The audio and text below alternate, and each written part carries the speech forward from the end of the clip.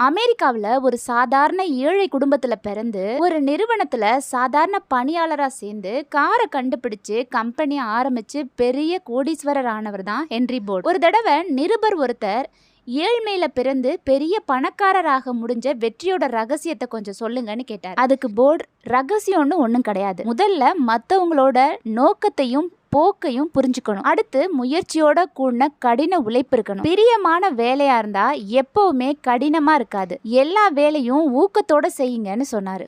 வாழ்க்கையில வெற்றி அடையணும்னா நாம செய்யற வேலை நம்ம மனசுக்கு பிடிச்சதா இருக்கணும். நமக்கு பிடிச்ச வேலையை செய்யும் போது நமக்கு உத்வேகம் அதிகமா இருக்கும், மகிழ்ச்சியோட அந்த வேலையை செய்வோம்.